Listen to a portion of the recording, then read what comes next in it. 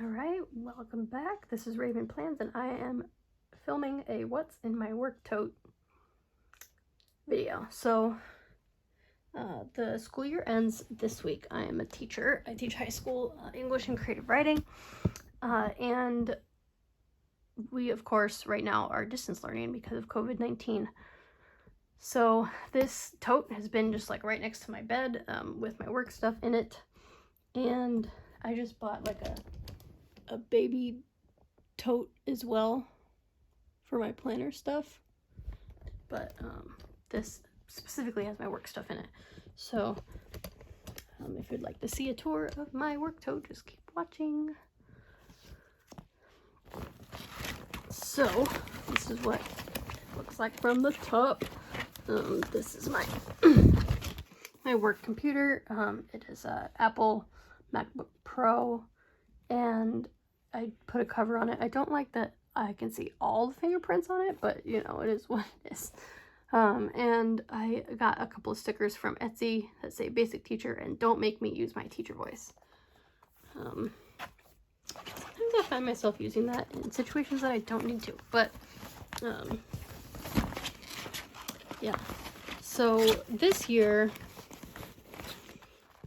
I started out in an A6 stalogy, just the stalogy itself, and then this is the second one. I was in another one before this, but basically I set it up pretty simply. Appointments on one side, to-dos on the other, and this has worked pretty well for my daily work planning. But then I kind of wanted to expand a little bit because I wanted a place for notes and things like that, like for meetings. So I put it into an A6. This is a Foxy Fix antique brass. I had it in, I have a couple Chic Sparrow covers and another, a Foxy Fix mint, but the mint's already getting dirty, so I switched it back to this one. So I have some work-related stickers in the front. And then I have my first insert, which has like, this was last month's, April's calendar, which then this turned out to be too small for me to plan in, and then this was our daily schedule for remote learning. So we were basically meeting with each class once a week. We had office hours where we were available to meet with kids if they wanted one-on-one or small group time, and then we had meetings on, possibly had meetings on Mondays and Fridays. So the schedule was actually pretty flexible, which that was one of the positives, but I would not trade that for like remote learning. Just was really difficult as a teacher, because the students would just turn off their videos, mute themselves, and you don't even know that they're there. So you're talking to like basically a blank screen, which is not why we got into teaching in the first place, most of us. And then this was my May schedule. It's much simpler. I might like fill some stuff in down here, but this allowed me a little bit more space to write. So some due dates. Then this upcoming Thursday will be the last day of classes for students, and then Friday we'll have a staff meeting. And then the rest of it's just doc grid. So the next insert is a doc grid where I was taking notes.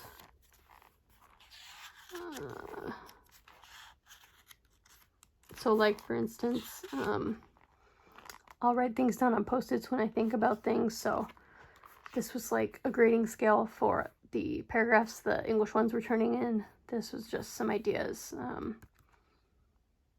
for the Romeo and Juliet essays for English 1. I ended up having them write group essays because I figured more of them would participate than if they had to write an entire essay on their own by themselves, stuck in their house. And then notes for a meeting we had on distance learning, like best practices that our staff set up, which is really helpful and cool and wonderful. Learned about a lot of really cool resources. So the other notes in there are too specific for me to show. This one, which is like a little composition book, is very cute. Is a lined notebook, and I think I have just like, lists, like things that I wanted to do like at the beginning. So like some questions that my seniors had, possible ideas for Zoom, just to make it be less terrible. And so just like space for notes. And then of course the stalogy, which I already showed you. So this was my planning system for this year. It worked, and it helped, and it worked like transitioning into remote learning from the classroom, because really I planned weekly. And up until this point, I've only lesson planned online. And I think next year I might go fully digital because of budget cuts and the fact that we don't know what percentage of the time we will be distance learning and what percentage will be in the classroom. Like, we don't know. This is my my key thing. It doesn't really have anything important on it. This is an old ID photo. And then this rose is from my, it's a pin. It's from my City Year partner from this year. Her name's Masha. She's really sweet. And skulls, duh. But I like this because I can put my copy card in here and then just go and scan it on the thing, and I can wear this around my neck, and everything's in one spot. And normally my keys are on here, but I already turned them in last Friday because I don't need to go to my classroom anymore. And then I have a folder. This just has like some printed out papers and stuff that I might need. Nothing crazy. And then I have my two books that I want to do professional development with this summer. So the first one is called Between the Commas by Martin Brandt, otherwise known as Marty Brandt. He teaches in my district. I know him through the San Jose Area Writing Project, and he's super cool. So I've started his book, but I want to finish it and put together some like mini lessons for both. So I teach English 1, which is mostly incoming freshmen. And then I teach seniors in an AP senior class. So definitely like very different demographics in those classes, but like in different populations, but I can still adapt the lesson either way. Like, it's about sentence instruction, like breaking down the writing down into the sentence that would benefit any student, especially seniors and freshmen, and creative writing, which I also teach. So it works for all my classes. And then I chose this Book Love by Penny Kittle, because one of the things that I feel like I am not so I feel pretty strong about teaching writing, but I do not feel as strong in my teaching of reading and reading habits and skills. So that's one of the things I want to improve on this summer. So this is about helping adolescent readers like reading, and especially because a lot of my students are reluctant readers. They didn't grow up reading, so I'm looking forward to gleaning some information from there. And then, last but certainly not least, so I said up until this point I have been lesson planning online, but I was inspired by Taylor on Tattooed Teacher Plans to buy an Erin Condren teacher lesson planner. So I'm going to flip the page real quick because there's some sensitive information that I don't want to share. But one of the first pages I put together was those two books that I was talking about, like things I want to glean from them, and then like a timeline of how I want to attack those during the summer, so I'm not last minute cramming them before school starts. And then I think from here on we're good to go. So there's, in case you haven't seen what this lesson planner looks like, so there's a communication log. I had one of these like online, but I wouldn't mind writing these down as well, because it's here, might as well use it.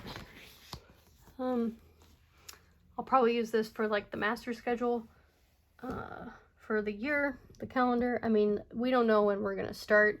Tentatively, we're slotted for August 10th, but they might start earlier because of the whole distance learning COVID-19 fiasco. We don't really know what's going to happen, so I'm waiting until the district tells us what's going on. And even then, I think I'll have to double check that that's really what we're going to do, because I feel like new news comes out all the time, new guidelines for sheltering in place, and then things change. And there's a year plan, so it was weird because it started in January, which doesn't really make any sense because that's not how this planner's set up. So I, whited those out, put a bunch of washi in, and then just wrote in the months. Nothing pretty. But I think I'm gonna like try to have these will be like my goals or what's kind of big and going on in the different months. So that's kind of the plan for this page. And then there's a couple pages of like dot grids for tracking things. I don't know what I'm going to use these for yet. I'm sure I'll figure something out. And then some line pages. It's just good to have those as I go in case I decide, like, have an idea about something I want to put in here. And then dates to remember in July. So I wrote down dates for summer school because I applied to teach summer school, but then I haven't been contacted. But I also like I'm doing other things I've decided, so I am kind of okay if I don't teach summer school. Normally I'd like schedule other stuff to get out of teaching summer school, like so I have an excuse. So I think things kind of ended up playing in my favor. But I am, well, in July, I am attending a 2-day co-teaching workshop. So this year, one of my English 1 sections, so I'm a general education teacher for English, and one of my classes for English 1 was co-taught with one of the special ed teachers. She's actually the special ed department chair. Her name's Jen. And we just had a really good time co-teaching, but we had absolutely no idea what we were doing, what people expected of us. Like, we just kind of made it up as we went, and it was still fantastic. So the district is paying for us to attend this online co-teaching conference. And we signed up for different like little workshops, and I'm really looking forward to it because I think it's like having co-taught already. I think it'll be even better for us to kind of figure out what we want our model to look like next year. So I'm really excited to continue doing that. Hopefully we'll see how it turns out. And then this is what a weekly section looks like. So I ordered the customizable stickers for the top because I basically know what I'm teaching next year, like knock on wood, because things might change, but I teach very specialized things. So I'm the only person who teaches AP Lit. There's only going to be 2 sections. I'm the only person who teaches creative writing because I started that program myself, and I have offered to co-teach English 1, which I then would have 2 sections of that. So 2 sections of seniors, 2 sections of English 1, and then 1 section of creative writing. So I have a suspicion if they can swing it in the schedule, I'm going to be doing the exact same thing I was doing this year. And it worked. This upcoming year would be my 3rd year teaching all 3 of those subjects, and I think that's really great because I can have some consistency and like really revise my lesson plans instead of like starting from scratch. So I'm gonna plan in here like weekly. So like right before the week starts, I'm gonna plan it out. Maybe I'll use Post-its or something because I feel like things change, but I'm just looking forward to using this. I can't help myself. I love a good planner. And then, so the rest of it kind of continues like that. There's some things in the back. There's like a student checklist section, which could be used as a grade book. Maybe I will use that as a grade book actually, because I don't have a printer at home, so yeah, I could do that. I don't know. We'll see. I also have it, like, I created a digital grade book if I wanted to use that, so we'll see how that goes. And this is the back. So this is the stickers that come with it. Pretty exciting. And then the pocket. And then I guess I'll figure out what to do with these. And then some, like, see-through page protectors, so I can think of several important documents that could go in there. So I will be using this next year. I'm really excited to use it. And I made it school colors, red and black. So yeah, I mean, maybe I'll update later, like once the school year starts, about how I end up actually using it. Let me know if you're interested in hearing about that. And yeah, so that is the end of my tour of my work tote. So if you like the video, please like and subscribe. Thank you so much.